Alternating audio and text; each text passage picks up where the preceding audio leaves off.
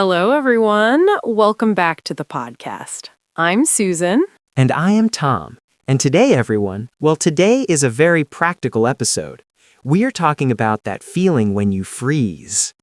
The famous freeze, Tom? Why do you say that? Because today we are talking about starting a conversation with a stranger. You know, when you see a neighbor or someone at the bus stop, and the silence is so heavy that you forget your own name in English. Oh, I know that feeling. Starting a conversation with a stranger is a big challenge when you are learning. Many people study grammar for years, but when they need to say hello in an elevator, the English just disappears. It disappears completely. And I'm saying this because of what happened to me this morning, Susan. It was a 10-minute nightmare. 10 minutes? What happened? I got stuck in the elevator with my neighbor from apartment 502. Oh no, you got stuck? Are you okay? Physically, yes, but emotionally, it was terrible. 10 minutes, Susan. Just me, the neighbor, and the sound of the elevator fan. I looked at the buttons, I looked at the ceiling, I looked at my own feet. I wanted to say something, but the sentence did not come. I felt like a robot with a low battery. And you didn't say anything? Not even a simple hello? I opened my mouth, but it felt like I had a knot in my throat. It was awkward. I am a whisker. I should be ready. Relax, Tom. Take a breath. Everyone, if you have ever felt this, that uncomfortable silence in an elevator or at the coffee shop, please know it is very normal. Tom is proof that knowing words is not enough. You need to know how to break the ice. I needed a miracle to break that ice, Susan. The neighbor even looked at me once, and I looked at the floor. Well, the funny thing is that you already had a way to start, Tom. Do you remember our last talk about the weather? I remember, of course, but what does the weather have to do with being stuck in an elevator? Everything. Everyone, if you didn't hear our last talk about the weather, you should listen to it later.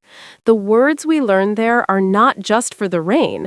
They are the easiest way to start a conversation with anyone. Are you saying I should have talked about the rain while we were stuck between the 4th and 5th floor? Exactly. The weather is the only topic you share 100% with a stranger at that moment. If you had said something simple like, "It is a bit muggy in here, isn't it?" you would have changed that awkward silence into a human connection. Muggy. Oh, you mean that heavy, wet air? Yes, it was very hot in there, but I was afraid to sound strange. It is more strange to stay in silence for 10 minutes. That's why we are going to practice here today, but not a boring practice. Whiskers, I want you to do a mental exercise with us. It doesn't matter if you are washing the dishes, walking, or at work. What should they do? Close your eyes for a second, if you're not driving, of course, and imagine the most shy person you know. Imagine that person is next to you right now. Our goal today is not to teach complex grammar. It is to teach how to take the first step. Tom, you are my student here, and our friends listening will follow your mistakes and your progress. Ready? I'm ready and a little nervous, but let's do it. Great. So let's go. Everyone, pay attention. I'm the neighbor in the elevator again. Try to break the ice with me, Tom, but in your own way. Okay, I'm ready. Great. So let's go. Everyone, pay attention. I'm the neighbor in the elevator again. Whiskers, imagine I'm right next to Tom, looking at my phone, and not saying a word. Can you feel the silence? Let's try it. Hello. The weather is very cloudy, and I think it's going to rain a lot. Whoa, stop right there, Tom. Tom, breathe. If you speak like that, the neighbor will think you are in a big hurry or reciting a poem. I know, I spoke too fast, right? I get nervous and I want to finish the sentence quickly. Exactly. Whiskers, look at what happened. Tom tried to say everything at once. In small talk, we need pauses. And there is another thing, the intonation. Intonation? Like the rhythm of music? Yes, you spoke like a robot, like you were reading a list. To sound natural, try to use a question at the end of the sentence. Instead of, The weather is cloudy. Try gloomy day, isn't it? Gloomy day, isn't it? Wait, I remember that word. Gloomy is that gray, a bit sad day. But what is this isn't it at the end? It is like you're inviting the neighbor to agree with you. It's a much more gentle way to start. Gloomy day, isn't it? It really sounds more like a conversation and less like a news report. Much better. Everyone, try to repeat this now. Calmly, imagine you're relaxed. Say, gloomy day, isn't it? Did you feel how the voice goes up a little at the end? That is how we invite the other person into the conversation. I felt it. The voice goes up and it feels like I'm reaching out to the person. But Susan, now here is my biggest fear. What if I use this sentence, she answers, and I don't understand anything she said? That is a challenge that almost all our listeners face, Tom. But here's the secret. You don't need to be a translator. You just need to show that you're listening. But how do I show I'm listening if I didn't understand the words? Am I just going to stand there with a blank face? No, you use a safety phrase. Let's test it. I'm the neighbor and I'm going to answer your sentence about the gray day very fast. Okay, I'll try. Gloomy day, isn't it? Oh, yes, it's terrible. I have so much laundry to do, and with this humidity, nothing is going to dry. My kids need their uniforms tomorrow, and I'm so stressed. Susan, she talked about laundry, uniforms, kids. I'm lost. Help. What do I say? I don't know how to talk about drying clothes. Relax, Tom. You don't need to give tips on how to dry clothes, Tom. You only need to understand the feeling. Did she sound happy or worried? She sounded very worried and tired. Then you use your protection shield. Everyone, remember this one. I know what you mean. I know what you mean. I know what you mean? Yes, even if you didn't understand every detail about her kids' uniforms, you're saying, I understand you. I know how it feels. It's a gentle phrase that keeps the connection without forcing you to speak a lot. I know what you mean. Wow, Susan, that takes a big weight off my shoulders. I thought I had to continue the technical talk about her laundry to be polite.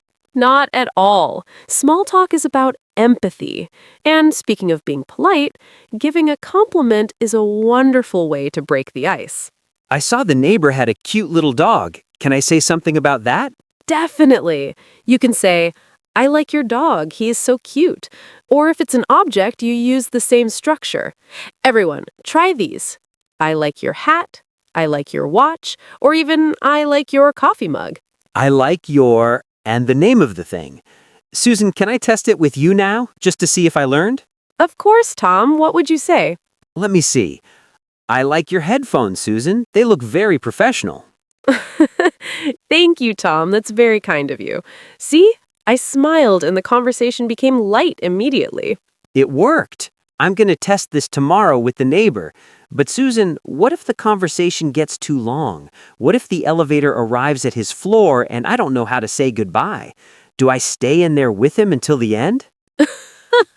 No, you're not going to live in the elevator, Tom. This is a situation that many people find difficult. How to end the conversation without being rude. Exactly. I'm afraid to stop talking suddenly and the neighbor thinks I'm crazy. To leave in a polite way, you just need a signal, a word that tells the person you're going away. Use anyway. Anyway. Like, anyway. Yes, you say, anyway, have a good day. Anyway, have a good day. It's like I'm saying, well, anyway, have a good day. Perfect. You were kind, you talked, you gave a compliment, and now you wished something good. The cycle closed in a beautiful way. You're not the silent stranger anymore. You're the nice neighbor who speaks English. The nice neighbor who speaks English. I like that title, Susan. I feel much better now. I'm happy to hear that, Tom. Many people think they need a huge vocabulary to talk, but small talk shows that the important thing is how you use what you already know. It's true. I was focused on the fear of silence, but now I see there are simpler paths. Exactly. And everyone, think of this as a warm-up. You don't try to run a marathon without warming up your muscles first, right? English is the same. These short conversations help your ears get used to the rhythm before you get into longer talks. That makes sense, like preparing the ground. Exactly. And for those who want a practical tip, there is something I like to use called the +1 rule. +1? How does that work, Susan? It is very simple. When someone asks you a question or makes a comment, try not to respond with only yes or no. Try to add one small extra detail. Give me an example. If the neighbor says, "Cold day, isn't it?" Instead of saying, "Yes," you add something. "Yes, and I forgot my jacket." Oh, I see. Yes, and I forgot my jacket. That shows I'm interested in the conversation, even without speaking a lot. Wow, Susan, I never thought about it that way. It's a small detail, but it changes the dialogue. It does, Tom. It takes away that feeling that you're in an interview. And for you listening to us, my recommendation is that you listen to this episode one more time, maybe tomorrow or the day after. Our brains need this repeated contact so the words really live in our memory. This is how confidence grows, in a natural way. That's true. I'm going to listen again too. Susan, I'm already thinking about what else we can talk about. Take it easy, Tom. Let's let everyone practice what we saw today first. But look, for those who finished this episode and want to continue, there is a video that complements what we talked about today. It's appearing on the screen for you. Cool. What is it about, Susan? It's a conversation where I show how to take this initial talk to a slightly deeper level. I think it will help anyone who wants to feel more secure. Good to know. I'll take a look later, Susan. Next time I see the building manager in the elevator, at least I'll have something to say besides hi. I'm sure you will, Tom. Everyone, the video is on the screen. Just click if you want to stay with us. That's it. Keep practicing at your own pace. Goodbye, everyone. Bye-bye. See you next time.